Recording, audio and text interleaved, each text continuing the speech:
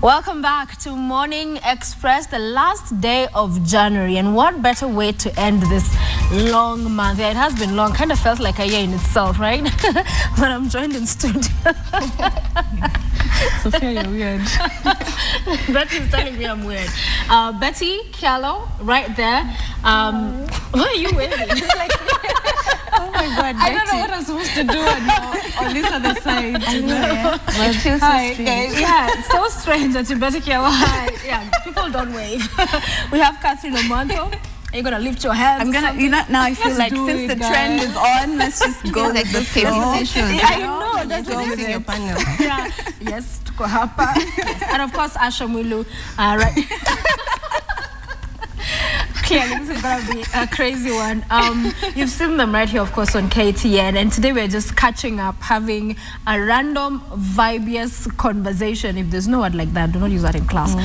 But yeah, we're chatting. It's the end of the month. It's Friday. It's amazing. Thank you for coming, ladies. Thank you for having us. You're looking lovely. As always. I've not seen you... I like that, as always. I've not seen you dressed down, especially Betty. It's always in those very formal... I know, those dresses. Friday briefing. Yeah, the jackets. And I feel comfortable. And then this couch is really, really comfortable. It is. It just kind of makes you wanna, sleep. Especially that I woke up so early. What time did you guys wake up to be here? 6. 6. Do you know what time I wake up? 4. Every day. That's the spirit. That is what we call building the nation. I don't know how you do it. I don't know. Probably you work like shorter hours than us. Yeah. But no. The morning thing, like 4 a.m., can you imagine? Waking up is the hardest thing. Yeah. It is. It is the hardest thing. It has seen me start sleeping at weird hours like 6:30. Yeah. Seriously, sometimes I get into bed at 6:30. You're living in like your own parallel world. Yeah, but I'm in my own world because I cannot then have engagements late. I was like, no man, it's starting at what time? I can't unless it's a Friday. So today I'm doing all those engagements. But it's been a long month, Asha. Yeah. Yeah? It has. Yeah. Are you one of those in January people? No. I plan ahead, yeah? You plan ahead. Smart, eh? Smart. Okay. Let's talk about one of this Grammy that happened recently, and several things, of course, came off of that, from Beyonce's performance, which was the opener, to the fashion. Just what are your thoughts on it, Betty? I loved Beyonce's performance. I'm the rebellious one. I liked it. I mean, okay, but apart from it being at family time, 8 p.m. Yeah, I thought the performance was nice. You know, she was doing it with her husband. She was looking good. I think she was showing us that, hey, I'm a mom and a wife, but hey, I can still, I don't want to say it, but get it. I can't believe you just said that. Yeah, because that's who we've always known her to be. And so people expecting that now that she's she's been married for quite a while now, but mother, to change to some form of boring thing, boring, a long dress. But no, not boring. But I think the thong was a bit too much. Like, first of all, congrats to her because she has like an absolutely amazing body for someone. For someone who's just had a kid. That's great. Abnormal. But at a size what? When you start, I think that's a good size. I mean, Betty's a rebellious one, but I'm more conservative. Yes. So I thought that the Grammys, everyone was really not too showy. I mean, if it's your concert, you can do all those things. But it's a Grammys, you have like 28 million people watching. I thought it was a bit scandalous. What better time to show to be scandalous. Listen, how scandalous you are in front of 28 million. I mean, you're waiting for a crowd of 60 people. We can still see your size 2 figure, even if you're in a less revealing compare her to like Miley Cyrus? That's another story. So if you compare her to Miley, that would be then bringing in the argument of age, that she's too old to be showing that. Because we've seen Miley so almost naked on set performing. And she also has caused controversy. People, there are those who like, those who haven't, but she's doing her thing. And what I like Beyonce for, what her performance and all, is that she was, I've always seen her like that. For me, it was like, did you see what she was wearing? No, she wears, that is who she is. But I don't know, you guys, more than anything, I've seen like a debate online. It's not really about what she was dressed in, but rather what her husband was singing, because in one of his verses, there's a line that he alludes to, like Tina Turner's situation. Oh, Ike Turner and Tina Turner. Yes, that line. And he's talking about how, I don't know, he's encouraging domestic violence. That's what people say. That's what a lot of people have said. Yeah. And you see, Beyonce came out like in this gush of feminism, saying that, you know what, she's actually a feminist. So people were like, you know what, you're having your cake and eating it too. You can't say you're a feminist and at the same time your husband is singing about domestic violence. And a lot of their followers were joking about it online on Twitter. So I don't know. I feel for Ike. I mean, no one ever remembers Ike for his music. Everyone keeps on remembering Ike for his, you know, random rage. You know, on Tina. But yeah, she does have a point. Some of the lyrics there do have, interesting. People have their own sentiments on the same. But one of the things that watching the Grammys at the red carpet especially was looking at the women. They just look perfect. I know. Perfection. Makeup. The body is everything, you know? So it's like, wow. I mean, for them first, and you guys, TV and all, there is that as well. People expect you to be this example and always are looking out for that perfect because they want to believe that they can aspire to be like Betty of Katie and like Cathrine, Asha. How real is what we get to see coming off of Hollywood and even just TV off of you know what we have in our situation here? I don't know. I think a lot of times the decisions that you make, what you're going to dress in, even how you're going to wear your makeup. I don't know how it is for the Hollywood people, but for here, you know that rather than everyone watching you, there are little girls watching you. So you always have to keep in mind that, you know what, I don't want them to remember me as that scandalous person who was wearing, and I said I'm more conservative. So I don't know if Betty will have the same opinion. Well, what I think is a lot of it is fake, especially for Hollywood. A lot of it is fake in terms of the makeup, in terms of the length that those people go to just look the way they do, you know, the Botox and so many other things. I think for them it's too extreme. I don't, comparing it to Kenya and even what we do, I think it's, ours is on the down low. But I think we're slowly getting there. You know, more and more you hear people getting, you know, all these kind of enhancements. And I think it's a bit scary, you know, that it's now right here at home. It's no longer Hollywood, but then it's now here. People are getting all those things. I hope you guys are not thinking of those. Of going that I don't know. I might want to, you know, enhance my you know? Yeah, because the funny thing is that everybody who meets you, I don't know if this has happened to you, they'll be like, you're so small, much smaller than you are. You get smaller. I get, oh my God, you look so much younger. And I'm like, how old do I look on TV? All guys look at me, they're like, you're such a young girl, just like my daughter. I'm like, I am young. Like, you're so small. How do you know all those things? I know. It's like they imagine, but there's something on the Nairobian, I think it was last edition, and what's her name, Esther, was featured, Esther Arunga. Another thing she said in there, you know, I was like, wait a minute, because she was talking about TV and the whole culture, and that sometimes we are made to expose too much, to be too sexual, sex appeal, to bring the A game on. And I kept thinking, my boss has never sat me down and told me, hey, Sophia, so in the morning show, we need to get the ratings up. So a little more cleavage. That just made me simply angry. And I couldn't believe Esther would write something like that, especially coming from a station like KTN, whereby the news, the message is the most important thing. I think if I went on air with something that shows my cleavage, the next thing is getting a memo or even being summoned by you guys, or you know, so many. I wouldn't even go home in that day, you know, with a peace of mind. So I think that article, maybe she wasn't, I don't think, straight somewhere. Can I be the devil's advocate on that one? Please, we need that. You know, remember there was a cartoon at one point that had, you know, a girl with the cue card, the script, and her short skirt and her cleavage out. And then there was a time, I have a Botswanian friend, and she asked me, you know, I hear that your news is just all thighs and boobs. You know, so it's not, I think maybe because there's a sort of impression like that from other people in other countries, that our news is very sexified. That there's too much attention on the look. Than the content. Than the content. So do you get that, Asha? Maybe in some way, but I believe that all of you guys, especially the anchors, you have a choice of what you're going to wear, right? So as you said, your boss is not going to call you and tell you, Sophia, we want you to show more thigh. That never happens. Where does that happen? In fact, they always emphasize that you need to be approachable to the entire family, because news is on prime time, the whole family is watching. I think it's someone's decision. So if Esther decided to wear short skirts or short dresses, that was not media. Everyone has their own personality. So if your personality is to be, like Beatrice Marshall, all suit and shirt, fine, that's you. Or if your personality is to be like Betty, nice dress, that's you. I was really waiting to hear what you say. Yeah, like Betty. Everyone has their own personality, so it's just about what you want people to perceive you, how you want people to perceive you.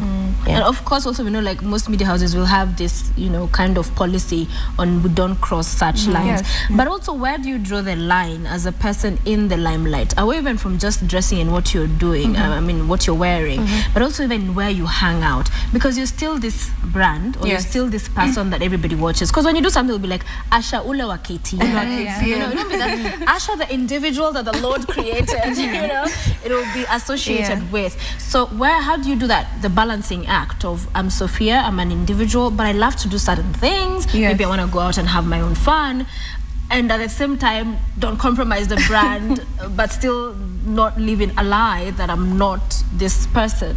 What I can say is, I'll give an example. I remember just before I started anchoring, and our MD at that time was Katu Nzile. I hope he's watching. So Nzile calls me to his office and he's like, Bessie, now you're starting to anchor on Monday. It was like I think it was on Thursday, so I was starting to anchor on Monday. And he's like, just know that now you cannot go to places that you used to go. You cannot just walk in the estate with slippers and a pajama on. So I was like, it was such a different, you have to enhance and change so many things about what you do, who you are, where you go. He told me you cannot be seen holding a bottle of beer. He used to be so passionate about that. Because I think what we do is news, and it's very, very serious. So I think sometimes the places you go might compromise your effectiveness in delivering the message, the news message. So it's really boring sometimes. It's limiting. Sometimes you just want to be, a kawaida person. Or you just want to go and grab something, along the street, but you really can't. And it's, it's limiting. I still do. I'm a thrifter. I love thrift shopping. I love love it. So, he also had that conversation with me. He was like, I don't want to see you in strange places. And I'm like, but I really like, the 50 bob pile in toy, or the 50 bob pile in Gecom. I'm those people who are diving in and looking for things. But as you continue, maybe it's less pressure for us reporters, but as you continue, you realize, the guy who's selling that, I was like, oh, well, it's like, I feel like, maybe if I tell you next time that the bomb, there's a bomb somewhere, you won't believe me, or you'll be like, you won't even listen to what I'm telling you. You just be like, I'm wearing the sweater that was 50 bob. I disagree. I think it makes you more relatable. I'll be like, at least she's like Watunguyas. Yes, it's Watunguyas, but even for the audience, I think even for them, sometimes they do not want to see you in just kawaida places. I think for you to be this news anchor, I think for some viewers, they prefer not to see you where they just hang out. But then also it makes you more relatable when you go to Troy Market, as you say, because at the end of the day, you're a lady, you want to go shopping, best bargains. Yes. But sometimes, like when you go to such places, it's places that you would go before you join the media. So people kind of view you with some respect. So you're going down, you sit in a kibanda, and guys are like, so tell us this political thing, what's happening. And you know, you sit down and you get in it with them. So I think sometimes don't limit yourself too much. Go back to the peace. Let loose. Not actually with your family and you're like, so guys. They cannot even let that happen. That story. And that story. Like you still have to be real. Yeah, and then the other thing is that I think for the audience, they just have to realize that at the end of the day, this is just work. You know, as a banker will go to the bank, you know, you'll go bank your money, you leave. The same thing that we do this is just this is our jobs, this is what we do, this is our career. So behind all these cameras, we're real people. We joke, we laugh, we cry, we make mistakes. So I think that pressure of this person has to be this perfect, because sometimes that pressure then mounts so much on you that you now have to give yourself so much expectations on, like, I have to drive this particular car because I'm Betty, or I have to live in this particular area because I'm Betty. You find people taking loans and stuff like that, and it's not worth it at the end of the day. I think this is just work. You come here in the morning and you leave in the evening, and when you leave in the evening, you're no longer this anchor or reporter. You're just a normal Kenyan. You're just a normal human being. And also, we're talking about, just before you guys came on with Joy, about relationships and social media. Nataka tufungue roho because Sophia, we had now everyone is checking us. So you don't answer. Please. Really? Yeah, let me just text you so that you don't pressure. I will begin. I'll start this ball rolling. You know, as I fungua my roho. Let's just stay on Facebook. Actually, rarely on Facebook. Because I realized I made a mistake. It's not a mistake, but I don't know most of the people there now. So I always think some of the personal stuff, like we had that conversation with Joy, it's not things you want to be there. No, it's come out. Then it's James, you know, then it's all of that. So I don't sort of like do that. But Sophia is single and happy. Betty, fungua roho. Why did I have to go first? Okay, why? Let's see. Because Betty, tell us. I think Betty, tell us. I think screen siren. Please. First of all, I don't like that word. Screen siren. Yo, I hate that word. Anyway, I'm actually not dating. I'm engaged. Hala. And soon to be, married. Mrs. Someone. Zakari. There we go. Collaboration. It's a collaboration of how can I best explain it? A collaboration of two entities. Two media entities. Two media entities. Oh yeah, that's a tough one. But anyway, so engaged and looking forward to that moment. Yeah. Gosh, I like how you've just, you know, cranked up when talking about this. It's okay. Don't worry. We're happy for you. Thank you. Very I'm happy for myself. You're happy? Oh yeah, I'm sure you are. There are very many women out there, trust me, who are searching, and the search has proven difficult. Oh yes, but for especially for media women, it's very. It is for someone to really understand that you work from 8:30 to 8:30, sometimes to 10 p.m. And it's really tough. So for my single friends, now it's perhaps by choice. Oh yeah, sure. I hope. Don't you think there's single people out there who just are happy? No, I know there are. Now you're taking me to task. And that's the thing, it's like killing a stereotype as well, because people always think that media guys are raunchy and all over the place. But we have families. Yeah. Oh, yeah. You know, we're like we're normal. We respect the family institution. Yes. Most of us do, I hope. Yes. So I think killing that stereotype as well and showing people that you can do it, especially as a woman. You can still come to work, do your thing, go back home and have a family, cook for your family. So who are you cooking for? And have babies. As you tell us about cooking and going home. Soon to cook for, rather. Soon to cook for. So there's somebody. Who is the somebody? Yes, there is. Nobody that people know. Laid back person behind the scenes. Behind the scenes. I like this. Not a screen siren like Betty's. Please, that word, screen siren. TV lovebird. We'll just be like, wait, Kathy? Yes. In a committed relationship. Oh yeah? Yes. The girls get very few words when it comes to relationships. Because you don't want to go home and then he's like So now, so why what did you were say you that? saying? Yeah. What was that she was saying? What about costume? Yeah. How long have you guys been dating? Since 2010. So yeah. Wow. A bit long term. Marriage in the horizon. Yeah, I hope so. You hope so? I hope so. Nampatia pressure sai. I know, But like you know, live on just TV. like Live message morning TV pressure. Yeah. But bet you'll be having an article coming out. So as much as we're talking about this now, everybody will get to see Mr. Man. Yeah. And if we're sharing our story for the first time. We met in a newsroom. He was also at KTN. When he was here, when he was here, when I was an intern, and he was, a senior anchor, and everyone was like, "What's wrong with this intern?" Yeah. So that whole story is on the True Love this month. Okay. Yeah. Did you tell them about the Tootsie and like the foot thing that you guys used to use? Yeah. So next month, actually, it's starting tomorrow. Tomorrow, yeah. Yes. Yeah, February. All right. So how is it though? Somebody still in the industry, because we rarely see those. There are a few, but how does it pan out? Because you still have long hours. He does. Yeah. You do different media houses.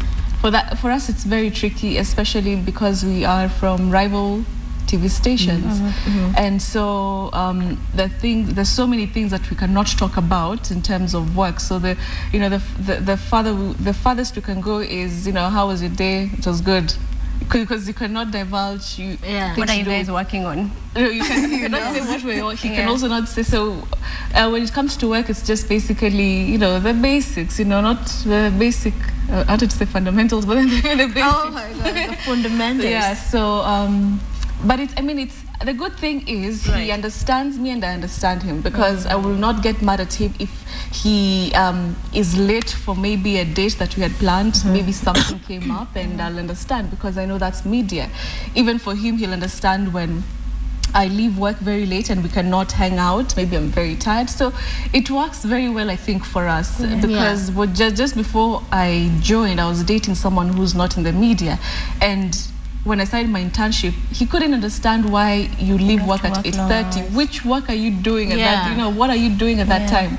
And so kind of dumped me, but I moved on. You moved on, and it happens. That it happens. You get dumped. Yeah. Oh yeah, we're dumped. So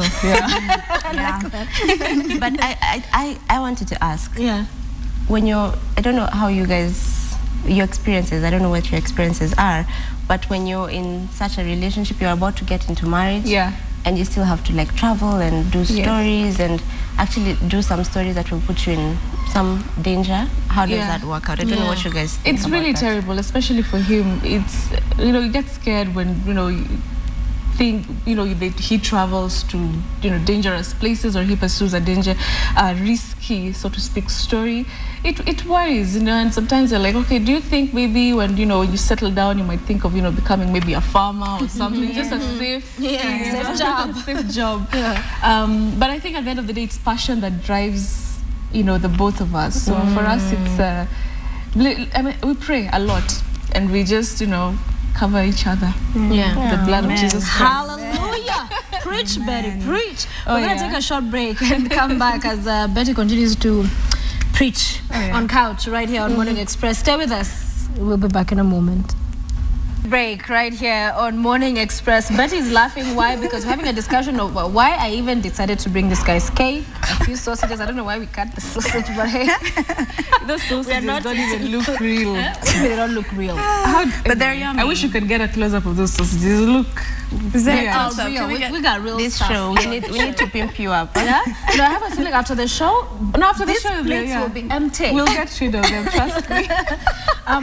Let's talk a little bit about competition, because we know in a normal workplace everybody will be competing, and you're always seeking to get to that next level, the next position. As journalists, do we see that, and more so even as female journalists, being each other's keepers? Talk about being your sister's keeper, or are we just our worst enemies?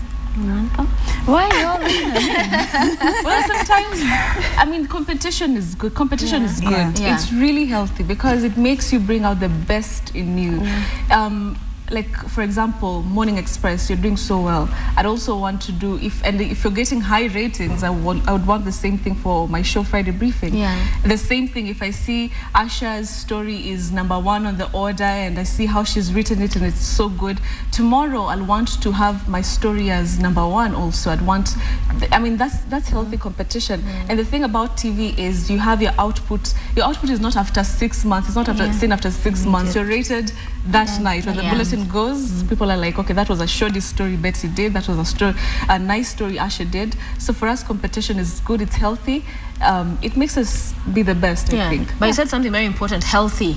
Competition. Healthy we have lots of unhealthy as well.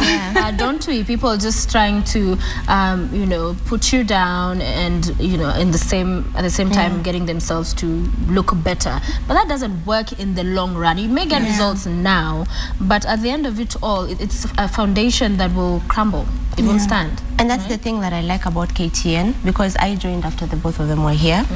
And you know what?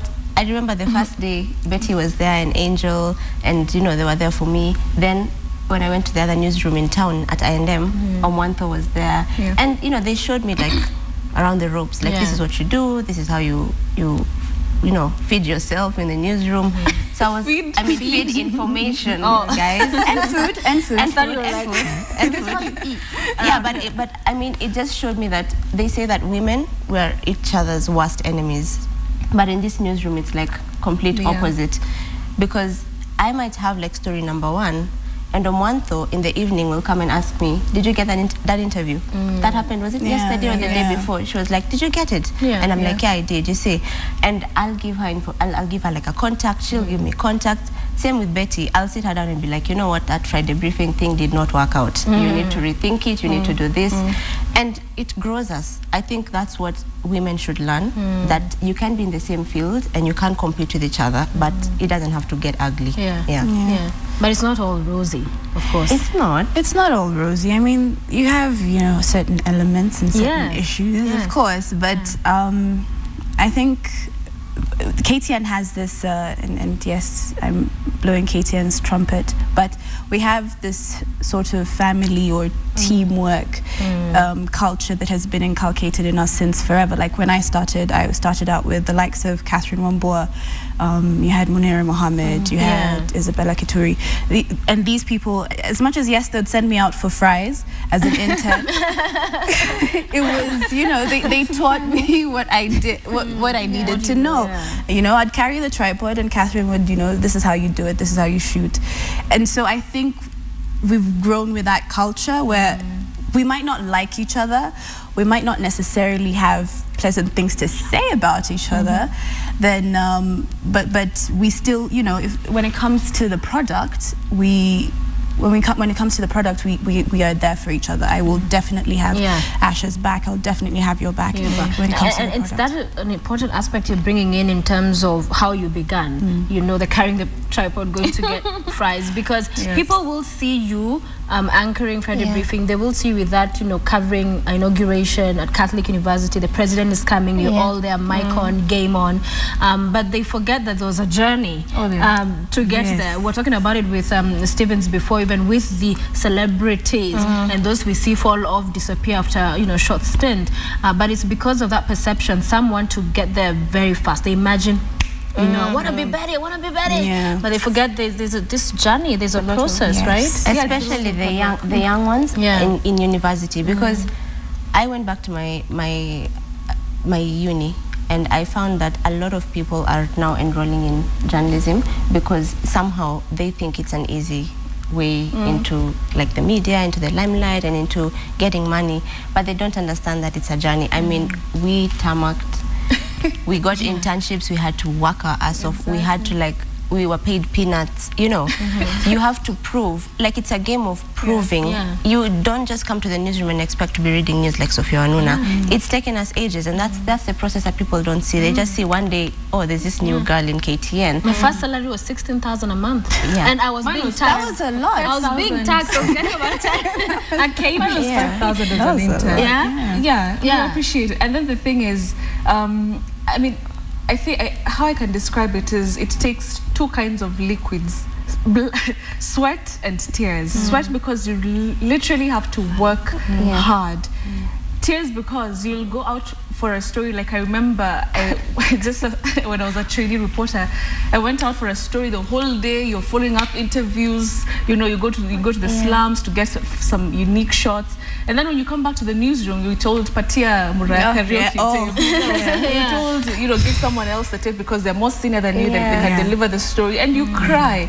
And that's not the only time that you cry. You cry so many times. As much as you have so many happy moments, there are those really sad ones. But then at the end of the day, it's hard work. I mean, for everyone who has gotten to the point that they have, I mean, it's just literally hard work. I remember when I started as an intern, I had this concept of having Auto World. It was a motoring segment. And it basically, I wanted to test drive certain cars. So you go to like Range Rover and you tell them, please give me your car. First of all, they're like, who are you? Who are you, little girl? And you know, it took, so I started just doing, you know, how to change a tire and those very simple things, until now they were able to trust and be like, okay, fine, we can give you the car to go and test drive. So, I mean, you have to be very, very patient about so many things. And I think there's also a misconception that anyone can be a journalist. Not anyone can be a journalist. I mean, you have to learn how to script. You have to know how to put out a story. I mean, we go through about 3 hours of footage every day, and we have to compress it to 2 minutes. 2 minutes. People might say, yeah, well, I can do that, but it takes... It's a lot. It takes a lot of reading. And I think it's not even just about journalism. It's about a lot of careers. Because when I speak to my older sisters and my brothers, they tell me, people just expect to come into the office and get into that managerial position, or get into a position where you're paid really well. So those out there, they need to take it slowly and know that it takes time. It takes time. We must bring this to a close, ladies. Unfortunately, our time is up, but this we must continue. Don't believe how much time flew. We started like 10 minutes and we've ended on such a deep note. Isn't it funny? We started like, and then we went to love, and then to, you know, serious stuff, which is very important, because I think at the end people watch you and you meet them out there, they're like, I love what you're doing. But for those who are coming up and say, I want to be like so and so, it's good that you have that understanding. It's a lot of work and passion. Bottom line is passion. I don't think you last if you don't have that drive and passionometer somewhere measuring whether you have it in you. But we'll hope to see you again soon. Thank you. You look lovely. For being part of the show. It's okay, guys. When the cameras goes off, it's okay. We'll finish. And we want to thank you all who joined us this morning watching, and all of your feedback. We appreciate you taking the time to keep us company today on Morning Express. It has been a great week, and on behalf of the great team that makes the show possible right here, we'll see you again next week. Enjoy your weekend. Remember, if you're going to be out partying end of the month, lots of money out there, parties, drinks, keep safe, have that designated driver. We want to see you again next week when we begin the week together. Enjoy your weekend.